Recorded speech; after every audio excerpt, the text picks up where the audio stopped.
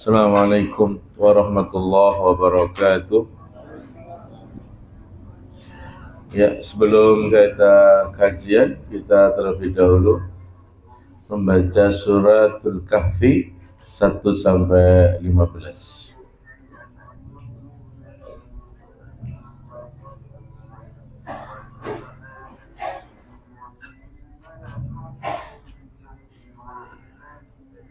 Ilmu ini ta'awud.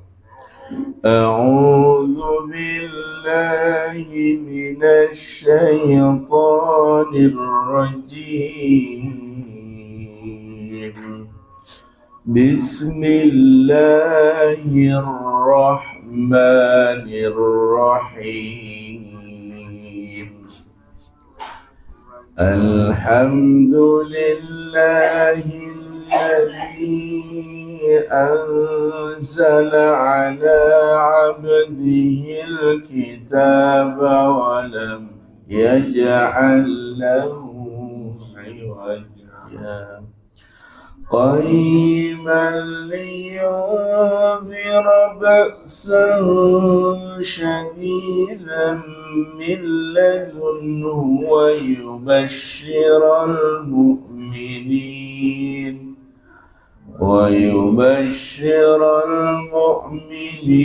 الذين يعملون الصالحات أن لهم أجرا حسنا ماكثين فيه أبدا وينذر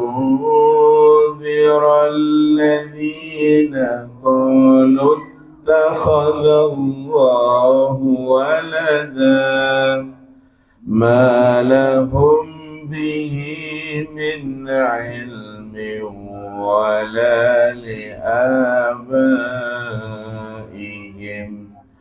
كبرت كلمة تخرج من أفواههم إن يقولون إلا كذبا فلعلك باخع نفسك على آثارهم إن لم يؤمنوا بهذا الحديث أسفا إنا جعلنا ما على الأرض زينة لها لنبلوهم أيهم أحسن عملا وإنا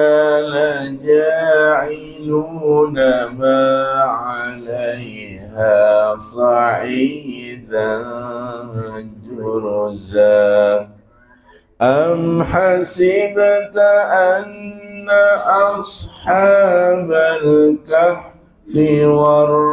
والرقيم كانوا من آياتنا عجبا إذ أوى الفتية إلى الكهف فقالوا ربنا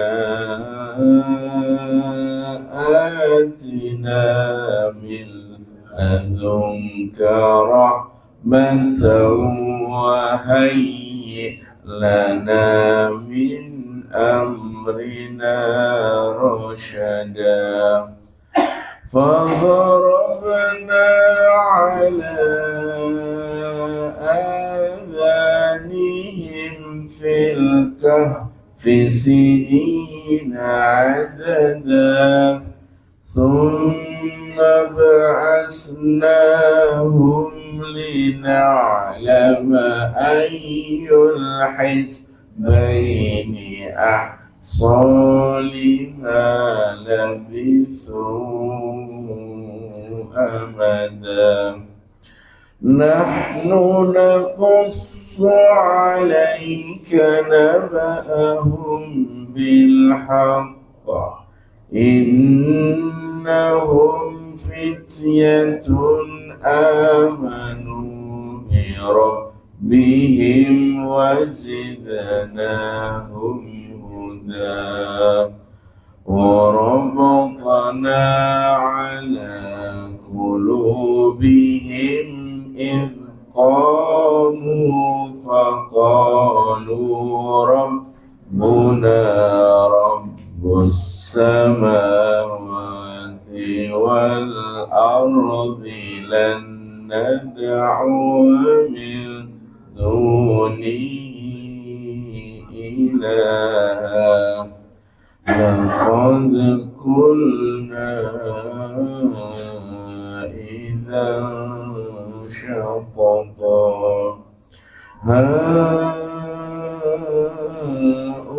هؤلاء قوم اتخذوا من دونه آلهة لولا يأتون عليهم بسلطان بين فمن أظلم ممن افترى على الله كذبا اللهم ارحمنا بالقرآن.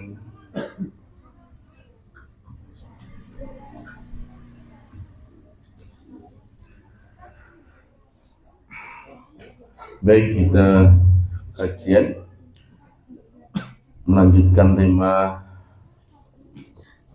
lusa. Alhamdulillah bi ni'matihi tatimmus shalihah alladzi ja'ala dina ribatan matinan baina qulubil mu'minin wa amara bi ittihadi wa ta'awun wa naha 'anit tafarruq wa tanazuq fi kitabih. Asyhadu an la ilaha illallah wahdahu la syarika lah wa asyhadu anna Muhammadan 'abduhu wa rasuluhu la nabiyya wa la rasula ba'dah.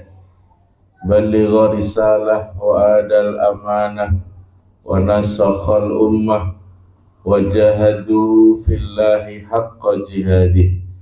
Yaqulullahu tabaraka wa ta'ala ba'da an a'udzu billahi minasy syaithanir rajim. Ya ayyuhalladzina amanu taqullaha haqqa tuqatih wa la tamutunna illa wa antum muslimun. Amma ba'du fa inna asdaqal hadits kitabullah wa khairu hadi Muhammadin sallallahu alaihi wasallam wa sharral umuri muhdatsatuha wa kullu muhdatsatil bid'ah wa kullu bid'atin dhalalah wa kullu dhalalatin finnar. Allahumma arhamna bil Qur'an. Ayyuhal ikhwah wa ummahatu fillah a'azzakumullah. Pada kesempatan di sore hari ini Allah masih memberikan kita nikmat kesempatan, nikmat kesehatan untuk hadir di majelis rutin malam Jumat Syaidul Ayam. Semoga Allah senantiasa memberikan kita keistiqomahan untuk menapaki jalan menuju majelis yang mulia ini, majelis yang akan Allah angkat derajat kita, yang Allah akan mudahkan kita, yang Allah akan memberikan kita cahayanya, dan para malaikat mendoakan, menaungi dengan sayap-sayapnya orang yang ridho, orang yang dengan ikhlas hanya mengharapkan wajah Allah. Maka mereka inilah yang akan dimudahkan, dimasukkan ke dalam surganya Allah Subhanahu wa ta'ala. Salawat dan salam semoga tercurahkan kepada Nabiullah Muhammad sallallahu alaihi wasallam, kepada keluarga, para sahabat, serta kepada para pengikut yang senantiasa istiqomah menjalankan sunnahnya sampai akhir zaman. Hadirin yang dimuliakan Allah, kita melanjutkan pembahasan kemarin tentang hukum merubah dengan subjudul yang akan kita bahas tentang ciptaan Allah Subhanahu wa taala. Allah Subhanahu wa taala dimulai dengan firman Allah, laqad khalaqnal insana fi ahsani taqwim. Kita sudah insyaallah sudah mafhum semuanya. Sesungguhnya laqad ini kata li ta'kid dalam nahwu syarab itu adalah sungguh. Allah menyatakan dengan sebenar-benarnya, yaitu apa? Khalaqna, kami telah menciptakan. Maksudnya kami ini adalah Allah Azza wa Jalla yang sang pencipta.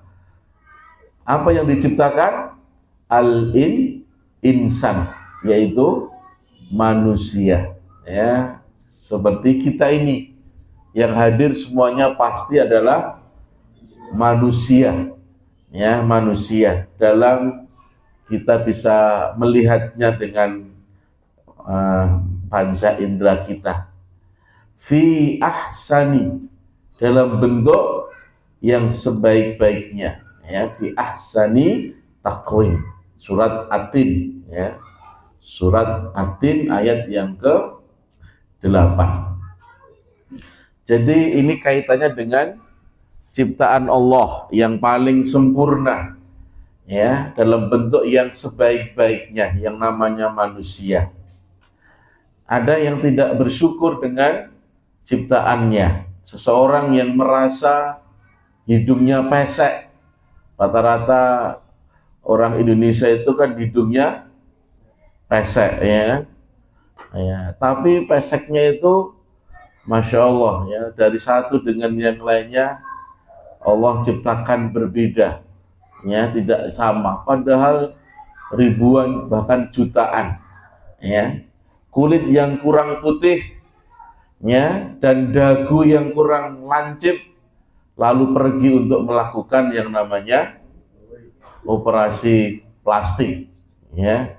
Operasi apa? Plastik, ya. Ya, biasanya operasi plastik. Pagi-pagi resik-resik, kemudian sampahnya dibakar, meleleh lah habis operasi plastik. Ya, biayanya tentu mahal. Ya, biasanya operasi plastik itu harus pergi ke luar negeri yang lebih canggih dari peralatannya, dan pengen hasilnya tidak akan, ya, hasilnya mungkin lebih baik, tidak akan sebaik ciptaan Allah tentunya, ya, fi ahsani taqwim, ya, tidak akan sebaik ciptaan Allah, karena Allah telah menetapkan tadi dalam firman-Nya, ya, di dalam firman-Nya fi ahsani taqwim.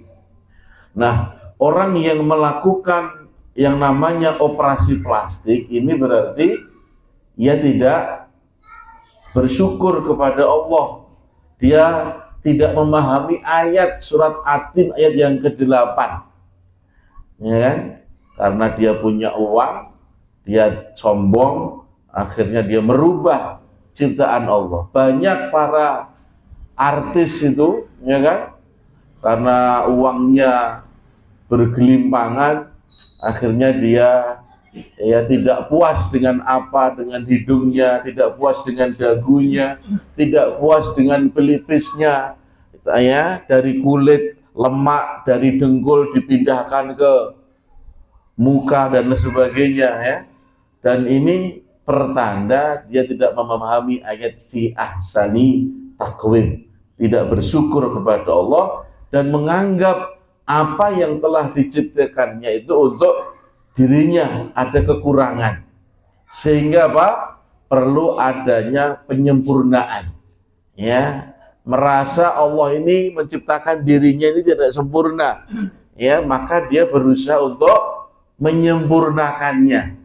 Atau dengan kata lain, Ia menganggap bahwa Allah ini masih memiliki kekurangan dan kelemahan, sehingga perlu membantu Allah untuk mengurangi kekurangan tadi, ya, kekurangan tadi. Maka orang seperti ini telah terjebak ke dalam salah satu programnya setan, ya, salah satu programnya setan. Karena setan ini banyak mempunyai program-program, sebagaimana sumpah setan di hadapan Allah. Setan ini mengucapkan programnya ini di hadapan Allah, karena setan ini mengakui adanya tauhid apa? Rububiyah, ya kan? Jadi setan ini masih mengakui adanya tauhid rububiyah. Dia mengaku yang dia ciptaannya Allah, setan ini. Karena tauhid itu terbagi menjadi berapa?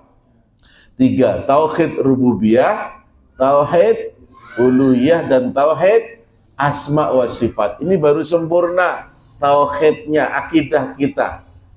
Kalau hanya sekedar tauhid rububiyah, maka sejatinya dia itu seperti tauhidnya, akidahnya setan, ya kan? Sombong. Dia tahu siapa Tuhanmu, tegas Allah Subhanahu wa taala. Tegas, gak ada keraguan. Tapi dia tidak mengaplikasikan tauhid yang kedua, tauhid uluhiyah. Ya, siapa yang diibadahi hanyalah Allah. Dia tidak mau sholat, dia tidak mau rukuk sujud, dia hanya sebatas mengakui Tuhanku adalah Allah. Banyak enggak orang semacam ini? Ya, ada enggak orang yang mengakui adanya Allah Tuhannya, dia hanya sekedar mengakui saja tapi tidak mau menyembahnya? Ada enggak? Ada, ya, ada. Maka banyak seperti ini. Maka setan pun dengan mengikrarkan dirinya di hadapan Allah Subhanahu wa taala, apa katanya? La'anallah wa qala la attakhidanna min ibadika nasiban mafruḍan wala dhillannahum wala amaniyahum wali amronnahum fala nubakkina adzanal an'am wa amronahum fala yughayyiruna khalaqallah wa may yattakhidh syaitan waliyan min dunillah faqad khasira khusranan mubina. Nanti bisa dibuka, dicek di dalam surat An-Nisa ayat 118 sampai 119, ya. Nanti bisa dicek. Setan memberikan pernyataan di hadapan Allah, la'anallah, yang dilaknati Allah, dan syaitan itu mengatakan, waqala la attakhidanna min ibadika nasiban, saya benar-benar akan mengambil dari hamba-hamba engkau bahagian yang sudah ditentukan untuk saya. Ya, sebagian yang sudah ditentukan untuk saya, kata setan. Ya,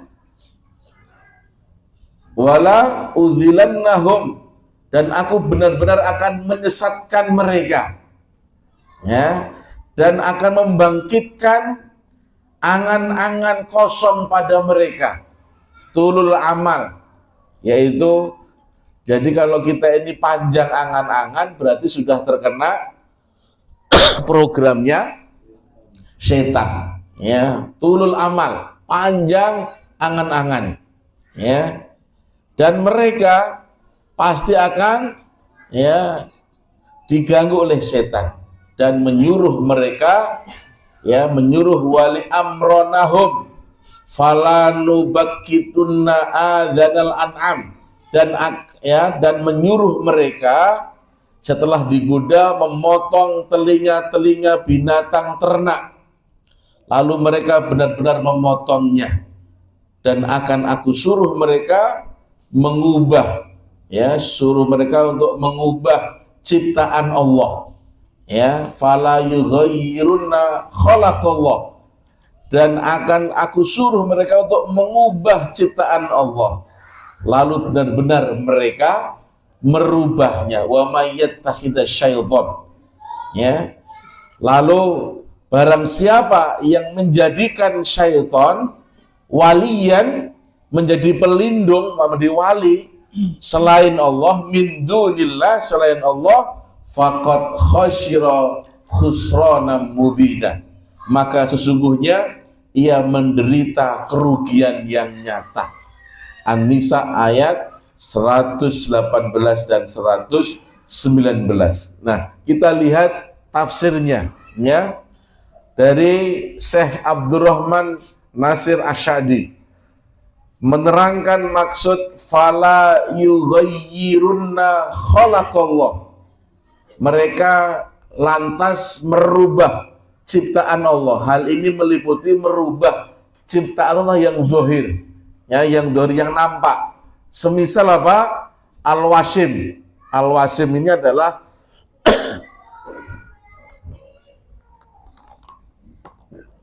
Al-Wasim ini adalah dikasih apa itu? Tato, ya, ditato. Al-Wasim, ditato. Ya, ditato. Ada yang punya tato di sini? Hah? Maksudnya tato itu dibuat, bukan dibuat dan disengaja. Ada yang ditato yang enggak disengaja. Loh, ada. Ketika dia kecelakaan, akhirnya apa? Muncul tato sendiri. Maksudnya brundul-brundul itu ya. Ada sekarang muncul namanya orang itu pengen merubah seluruh tubuhnya, wajahnya ini seperti setan. Nah, di luar negeri, di Amerika itu ya. Jadi hidungnya itu dipotong. Sudah mancung, pengennya nggak punya hidung, dipotong sininya. Ini dipotong dari sini sampai sini dipotong, biar kelihatan lubang hidungnya. Kemudian bagian kepala itu disuntik dengan suntik silikon. Biar apa? Biar muncul tanduk itu. Nah, antum bisa browsing itu ya. Di sini muncul ya semuanya benjol-benjolan. Kemudian bola matanya yang bersih itu juga ditato. Bayangkan. Ada yang ikuti orang Indonesia.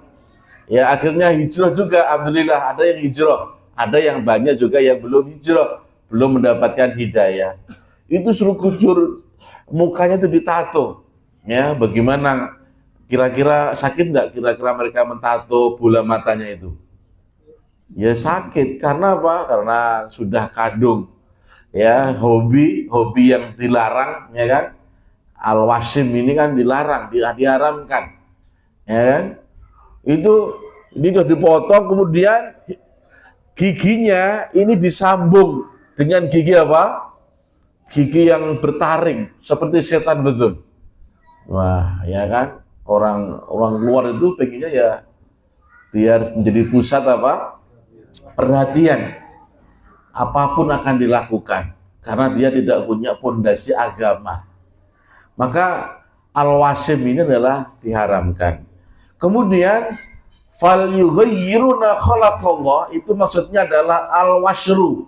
Al-wasru ini adalah mengikir gigi. Ya, jadi ibu-ibu itu kebiasaannya ibu-ibu ya.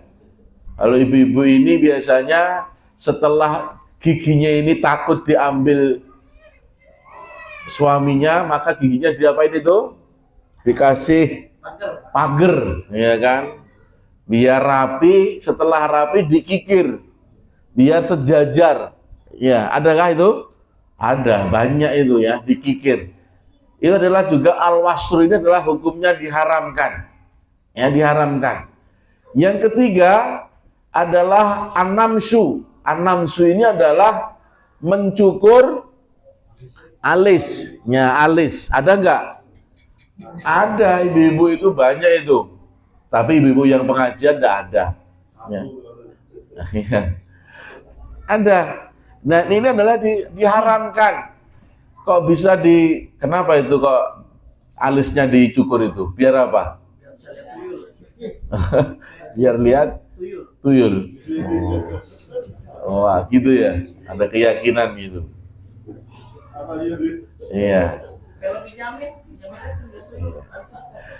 Ada alasannya karena alisnya ini nggak begitu rimbun, maka dicukur kemudian dilukis, ya kan?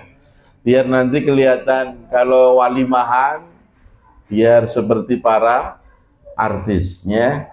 Kemudian fal yughayyiruna khalaqallah itu artinya at-talafuz.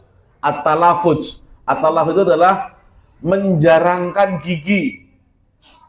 Tahu ya? Biasanya gigi itu kadang-kadang itu menumbuk,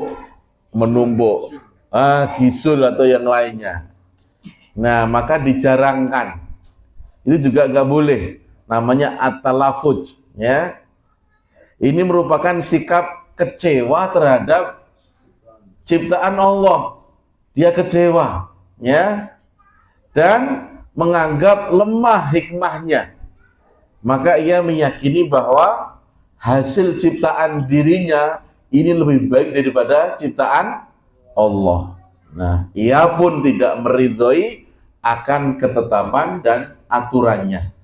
Maka dalam beberapa kesempatan, Rasulullah SAW ini mengingatkan akan pentingnya bersyukur kepada Allah dengan tidak merubah ciptaan Allah sedikit pun. Ya, dalam hadisnya an Alqamah qala Abdullah la'anallahu alwashimatin wal mustawshimatin wal mutanammisatin wal mutalaffijatin lil husni al mughayyiratin khalaqallahu ta'ala mali la al'anu man la'ana nabiyya sallallahu alaihi wasallam wa wa fi kitabillah wa ma atakum lirrasuli fakhudhuhu. Dari Alqamah, Abdullah mengatakan la'anallah, Allah melaknat, ya, Allah melaknat orang yang alwashimat, yaitu orang yang mentato badannya.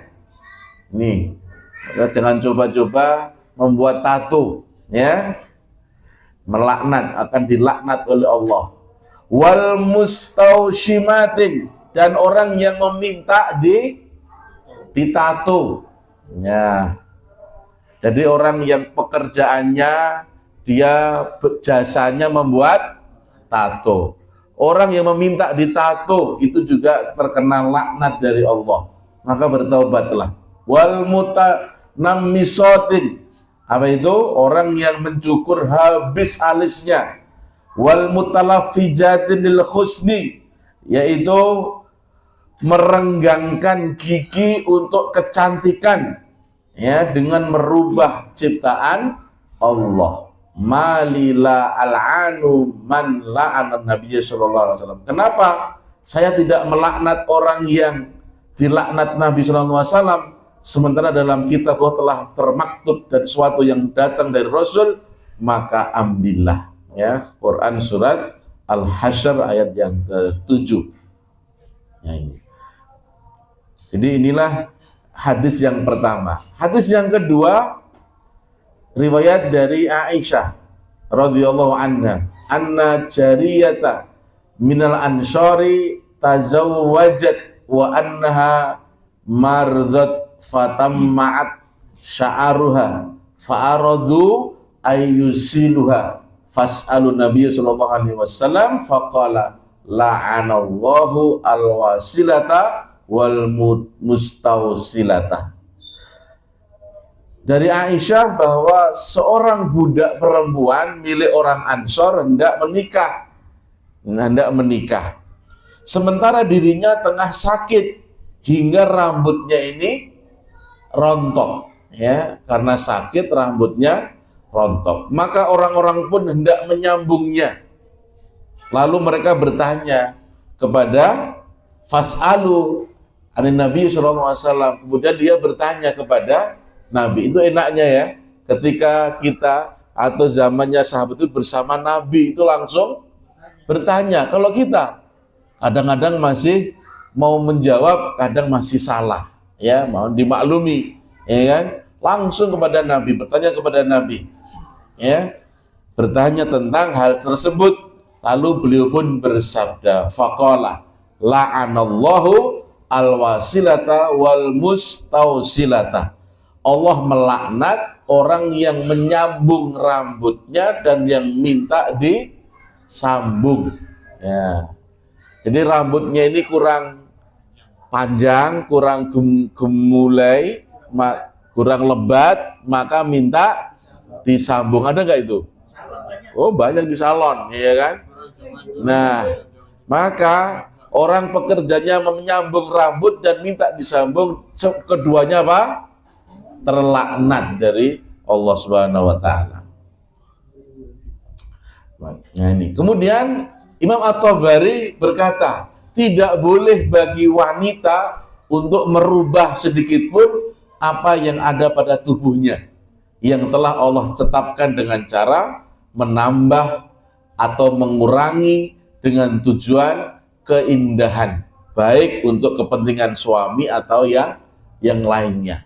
Ya, yang penting suami itu ridho, karena ketika dalam mau menikah itu sudah melalui tahapan-tahapan yang syar'i, ya, tahapan yang syar'i. Ketika menikah itu adalah antung kahul mar'atun li arba'in. Wanita itu dinikahi karena 4 hal, karena limaliha, wali jamaliha, wali nasabiha, wali diniha, fatfar bitadidin taribat yadak. Wanita dinikahi karena 4 hal. 1, kecantikannya, relatif ya, cantiknya itu. Saya memandang istri itu cantik, kadang orang lain biasa saja, kan relatif. Yang, ya kan? Iya. Nah, itu relatif. Kadang-kadang ya semacam itulah. Penilaiannya berbeda-beda. Nasabnya baik, alhamdulillah. Kekayaannya juga alhamdulillah. Tapi yang paling penting, kenapa diletakkan kuncinya agama yang paling akhir? Fatpar bitadidin taribat jadak. Maka engkau akan selamat, ya, dari fitnah dunia, dari fitnah-fitnah. Kalau agamanya kenceng, insya Allah wanita itu akan menjadi tumbuh jadi solihah. Enggak neko-neko untuk dia apa?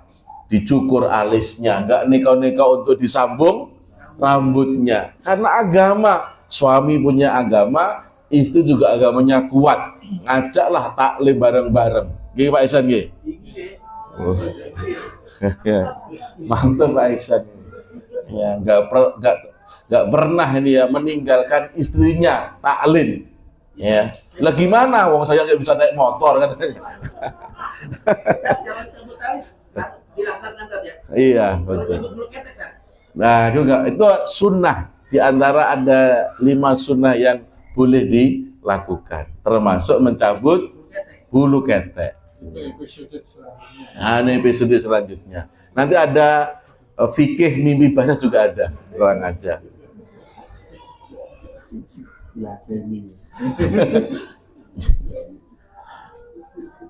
Ya, jadi itu ya. Jadi kalau mau menikah itu sudah ada tahapan yang sudah syar'i. 1, biasanya kita adalah nazar, kemudian ta'aruf, kemudian apa lagi? Khidbah. Setelah itu adalah akdun nikah, ya kan? Itu tahapan ya yang harus dilalui oleh orang yang ingin mencari istri yang solehah tentunya. Nah, sementara Imam An-Nawawi, kita lanjutkan, mengecualikan bagi wanita yang tumbuh janggut atau tumbuh kumis. Ada enggak? Oh, ada? Oh iya, itu pengecualian. Maka ini dianjurkan, kata Imam Nawawi ya, mantan mas. Maka ini dianjurkan oleh Imam Nawawi untuk menghilangkannya. Ini boleh, ya, menghilangkannya. Itu kata Imam Nawawi. Maka walhasil Allah Maha tahu ya atas apa yang Dia tetapkan bagi hambanya. Maka tidak pantas bagi kita untuk menunjukkan bahwa kita itu lebih pintar dari Allah Subhanahu wa taala. Ya. Kemudian hukum merubah selanjutnya yaitu tentang arah kiblat. Ya, arah kiblat. Jadi kiblat itu adalah syiar Islam, ya. Kiblat ini adalah syiar Islam, pembeda antara umat Islam dengan kaum Yahudi. Ini beda, ya. Maka dengannya terjaga darah dan harta seseorang dan menjadi bagian dari umat Islam sehingga berhak atas hak dan kewajibannya di hadapan Allah Subhanahu wa taala. Dalam hadis diterangkan bahwa Rasulullah SAW bersabda, aku diperintahkan untuk memerangi manusia hingga mereka mengucapkan la ilaha illallah. Tidak ada Rabb yang berhak disembah kecuali Allah. Jika mereka mengucapkannya, kemudian dia mendirikan sholat seperti sholat kita, menghadap ke arah kiblat kita, ya, kemudian menyembelih seperti cara kita menyembelih, maka darah dan hartanya adalah haram atau suci maksudnya, ya, bagi kita kecuali dengan hak Islam dan perhitungannya ada pada Allah Subhanahu wa taala. Ya. Jadi inilah para ulama sepakat akan wajibnya menghadap kiblat saat sholat, ya, menghadap kiblat saat sholat, ya, kecuali di 3 kondisi. Ya, kecuali 3 kondisi sebagaimana yang dituturkan oleh Syekh Abdurrahman Al-Basham. Apa 3 kondisi itu? Yang pertama adalah lemah sehingga tidak kuasa untuk menghadap ke arah kiblat. Seperti orang yang sakit, itu udzur syar'i, ya. Karena lemah, ya, hanya bisa berkedip dengan isyarat kedip saja, itu boleh. Yang kedua, rasa takut seperti dalam kondisi perang. Maka perang tetap mengerjakan sholat, tapi tidak diwajibkan menghadap ke arah kiblat. Dan sholatnya pun berbeda dengan sholat seperti dalam kondisi aman. Ya, nanti ada ya kondisi nanti di berapa dua sop, satu sop sholat dulu, satu sop berjaga, maju ke depan, gantian, gitu ya. Yang ketiga, sholat sunnah ketika safar. Nah, sholat sunnah ketika safar itu juga dikatakan oleh Abdurrahman Al-Basham itu boleh. Maka selama 16 tahun Rasulullah SAW itu sholat menghadap ke arah Baitul Maqdis hingga Allah turunkan firman Allah, fawalli wajhaka syatrul masjidil haram wa haitsu ma kuntum fawallu wujuhakum syatra. Jadi palingkan mukamu ke arah Masjidil Haram dan di mana saja kamu berada, palingkanlah mukamu ke arahnya. Nah ini selama 16 tahun karena perintah ini akhirnya dirubahlah kiblatnya ke arah Masjidil Haram. Ini adalah ketetapan yang berlaku hingga hari kiamat. Sehingga apa? Bagi siapa saja yang keliru dalam arah kiblat, baik sebelum atau ketika sholat sedang dilaksanakan, maka merubahnya ini adalah salah satu kemestian. Ya kan? Ketika kita ini Allahu Akbar, Alhamdulillahi Rabbil Alamin. Nah, ada informasi bahwa kita salah menghadap kiblat, lalu kita rubah. Boleh itu di tengah-tengah sholatnya, di tengah-tengah sholat.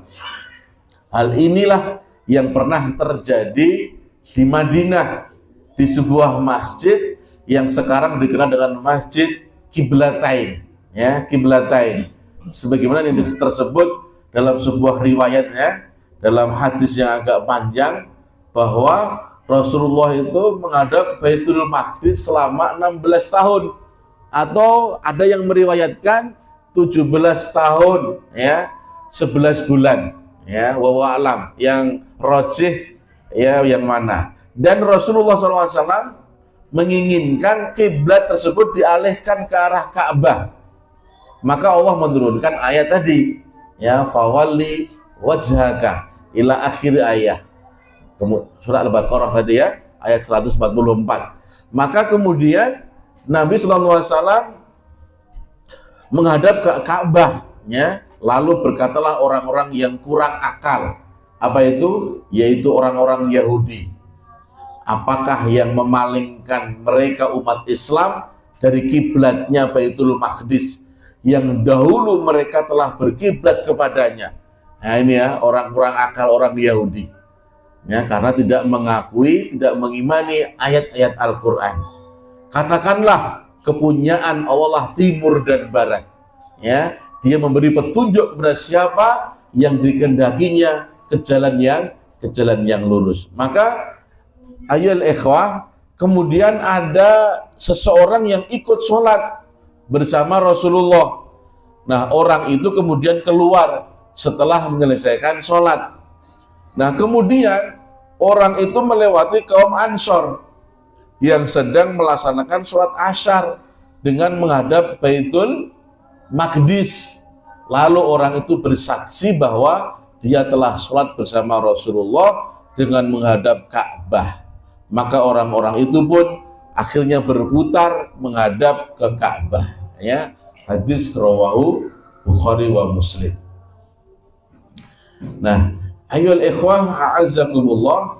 Jadi inilah pentingnya kita memahami dua la ini agar kita ini bisa meneladani apa yang Rasulullah tuntunkan.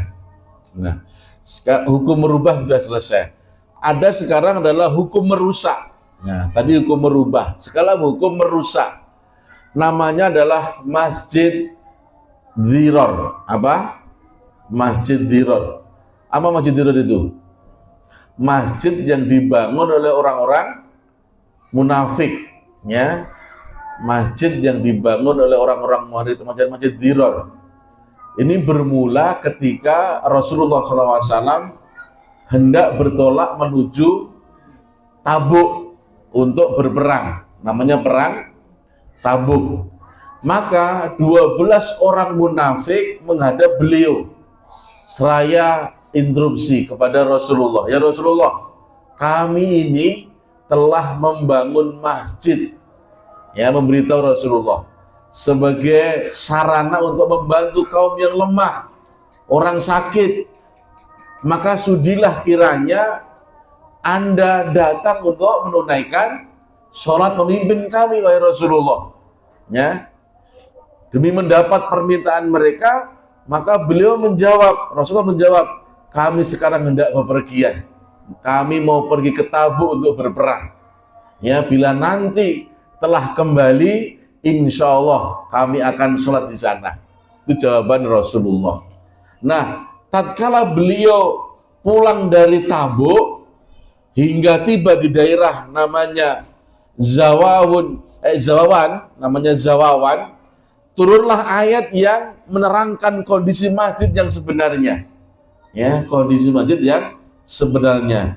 Alladzina takhadhu masjidan diraron wa kufron wa tafriqan bainal mu'minin wa irsadan liman haraballah wa rasulahu min qablu wa la yakhlifunna in aradna ilal khusna wallahu yashhadu innahum lakadzibun la takum fi abadan.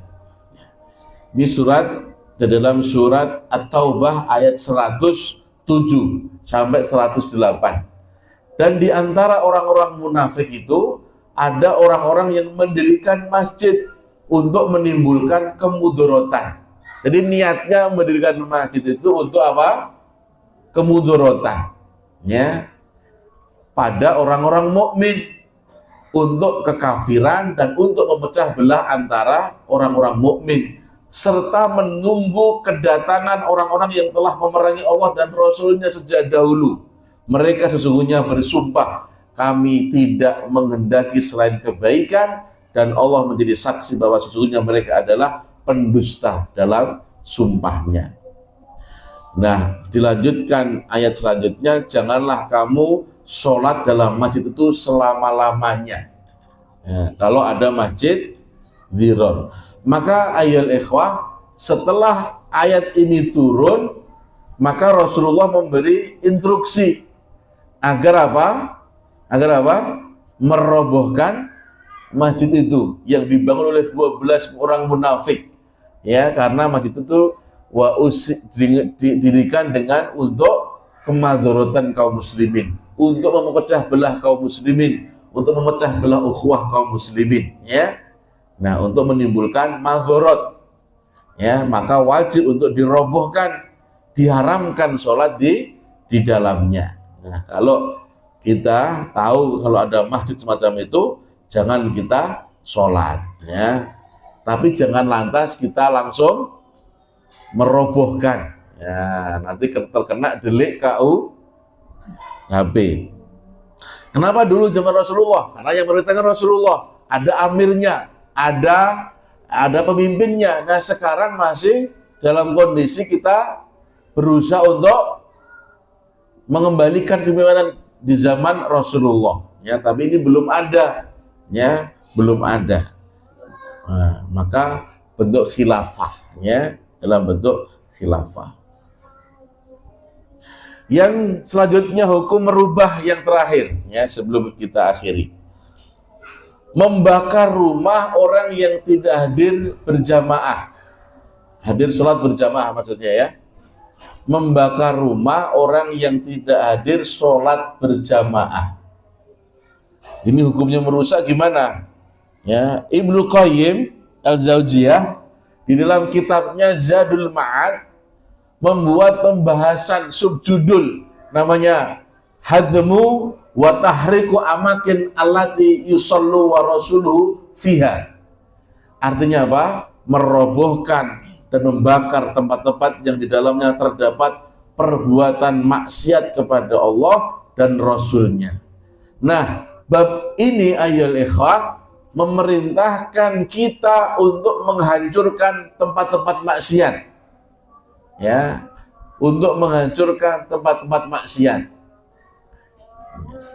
Dari sekian tempat yang diperintahkan untuk dihancurkan adalah apa? Rumah yang penghuninya tidak menghadiri sholat berjamaah. Nah, ini ya, sholat berjamaah. Maksudnya di sini adalah bagi yang laki-laki, ya. Loh, kok sangar banget, kok ekstrim banget Ustaz? Hadisnya saya bacakan. An Abi Hurairah anna Rasulullah sallallahu alaihi wasallam waladhi nafsi biyadihi. Demi zat yang jiwaku berada di tangannya, sungguh aku ingin memerintahkan seseorang mengumpulkan kayu bakar, kemudian aku perintahkan seseorang untuk azan, dan aku perintahkan seorang untuk memimpin orang-orang sholat. Sedangkan aku akan mendatangi orang-orang yang tidak ikut sholat berjamaah, lalu aku bakar rumah-rumah mereka. Demi zat yang jiwaku berada di tangannya, seandainya seseorang di antara kalian mengetahui bahwa ia akan memperoleh daging yang gemuk atau 2 potongan daging yang bagus, pasti mereka akan mengikuti sholat isya berjamaah.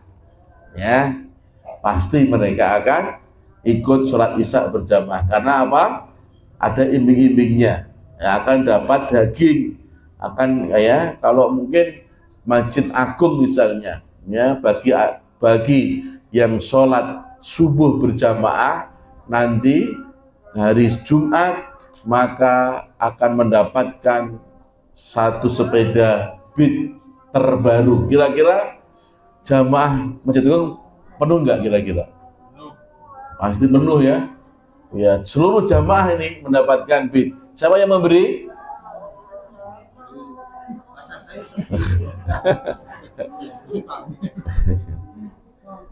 Gitu contohnya, ya kan? Ini contoh juga. Pasti dia akan ikut sholat berjamaah. Dia akan mendapat 2 potong daging yang bagus.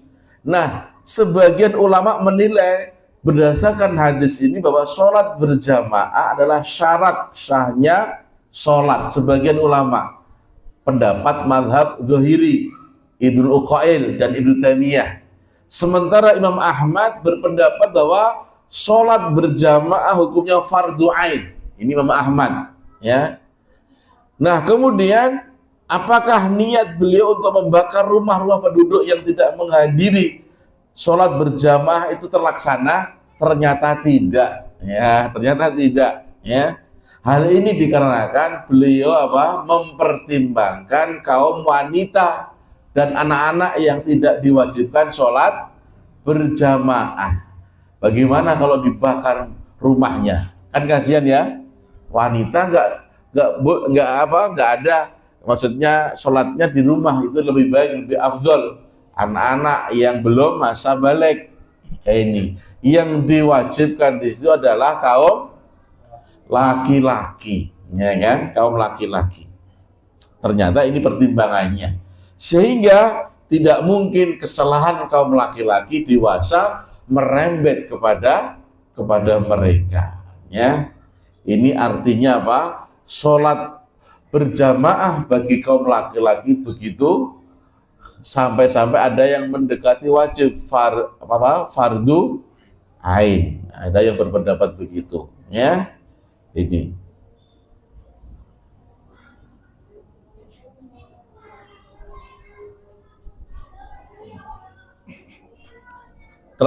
paling terakhir ya. Ini tadi kan terakhir, ini paling terakhir. Hukum merusak, yaitu merusak patung dan benda-benda syirik. Ya. Ibnu Abi Hatim meriwayatkan dari Hudzaifah bahwa ia melihat seseorang laki-laki yang di tangannya itu ada benang, ya. Kemudian benang itu untuk mengobati sakit panas, ya, pada zaman Nabi. Maka dia putuskan benang itu seraya membaca firman Allah Subhanahu wa taala, "Wa ma yu'minu aktsaruhum billahi illa wa hum musyrikun." Dan sebagian besar dari mereka tidak beriman kepada Allah melainkan dalam keadaan mempersekutukan Allah dengan sesembahan-sesembahan yang lainnya. Ya, ini ya. Maka ini Quran surat Yusuf ayat 106. Maka diriwayatkan dalam Sahih Bukhari bahwa Rasulullah itu pernah bersama para sahabat dalam satu perjalanan. Lalu beliau mengutus seorang utusan untuk menyampaikan pesan. Apa pesannya? La yabqaina fi rukbatun bighairi qaladah. Agar tidak terdapat lagi di leher unta ini kalung dari tali busur panah atau kalung apapun harus diputuskan, ya, diputuskan. Kenapa kok bisa begitu?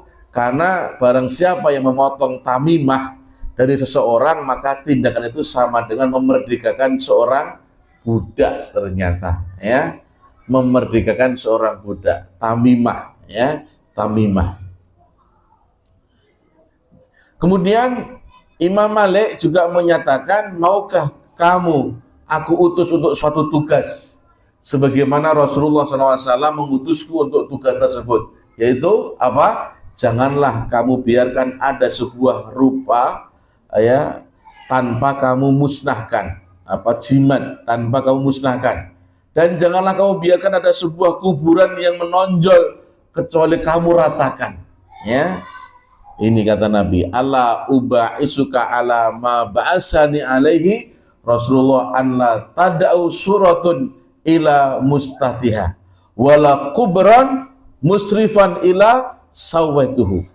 Nah, ini ada sebuah kuburan yang menonjol kecuali kamu ratakan, ya, kamu ratakan. Jadi nah itu ya, kebanyakan hari ini banyakan menonjol semuanya. Maksudnya yang dibangun, kemudian dibuat cukup dan sebagainya, itu tidak syar'i, ya. Kalau pengen melihat kuburan syar'i itu dibaki, ya, dibaki, itu rata semuanya, Ya, mereka tuh para sahabat-sahabat Nabi yang dijamin masuk surga. Tidak ada tulisannya, tidak ada. Ya, tapi di situ adalah taman-taman surga di situ. Karena di dalamnya ada para sahabat, orang yang syahid di medan pertempuran. Nanti kalau antum diizinkan umroh, nanti antum bisa melihat di belakang Masjid Nabawi, di situ ada daerah apa, Baqi di situ, ya. Nah, ini. Maka riwayat di atas menerangkan perusakan terhadap apa tadi? Jimat. Apa itu jimat? Siji dimat-mat, ya kan? Pokoknya jangan sampai rusak itu. Kalau ini rusak atau ketinggalan, dia akan merasa dirinya terancam. Ya, apa terancam? Oh iya. Iya. Iya, kurang pede. Ya kan? Dia kalau akiknya nggak dipakai, dia nggak bisa ngomong misalnya. Nah, dia bersandar kepada jimat itu. Ya, di zaman Nabi dulu ada yang benang itu diikat-ikat di tangannya untuk apa? Tamimah. Tamimah itu apa? Untuk biar tidak terkena apa? Panas. Ya, kalau pakai ini dia nggak panas. Kalau dilepas dia kepanasan, gitu ya. Maka itu potonglah itu, dipotong. Ya, ini jimat. Ini harus dibuang karena menandakan dirinya terjebak kepada kemusyrikan. Kalau nggak tobat, dibawa sampai mati, maka dia tidak akan merasakan nikmat surga. Hati-hati, ya kan? Ya. Ini yang ya. Misalnya jenengan ini pakai ake, pakai gelang nih ya. Kalau ini kok jenengan keyakini kalau nggak pakai ini saya nggak pede untuk taklim. Nah, ini seperti syiriknya. Kalau saya kitabullah. Oh, itu ya. Iya, nggak apa-apa.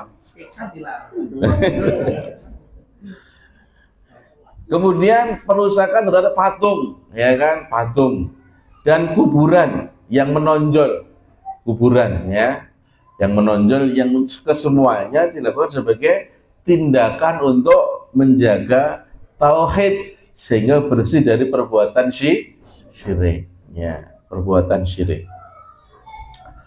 Mungkin demikian yang dapat saya sampaikan dari hukum merusak, ya. Ya, ada yang ya sajen dan sebagainya, ya. Kalau nggak pakai sajen, ya kelihatannya dia was-was, dia takut melewati sebuah perempatan. Maka ada seorang itu kalau pagi hari dia melempar sajen di perempatan. Isinya sajen itu apa saja? Telur. Apalagi Pak Morgan?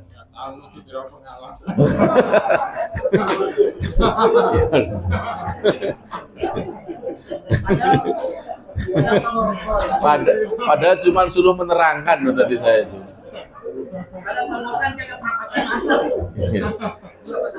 Bukan menuduh jenengan itu seperti wajahnya kayak sajen, tidak, ya, tidak. Hanya suruh menerangkan. Oh wis situ. Kalau misalkan di rumah saya nih ada meja TV, meja TV dari kayu. Nah itu di kanan kirinya tuh gambar patung kuda, gimana tuh kan? Artinya gambar kuda. Menyerupai, ya potong itu kepalanya. Ya. Menyerupai kuda. Iya. Kuda, ada yang gambar bernyawa, itu malaikat tidak akan berani masuk. Itu meja TV-nya istri saya, masa sih potong? Ya izin. Iya, maksudnya minta izin dulu pada istri, ya kan? Istri saya kan dengar. Oh dengar toh? Oh tak kira nggak dengar. Ya alhamdulillah kalau dengar, nanti sampai rumah nanti ya, gergaji. Karena malaikat tidak berani masuk. Ada yang gembira itu, alhamdulillah malaikat penyabut nyawa nggak berani masuk, aman. Itu bagus itu.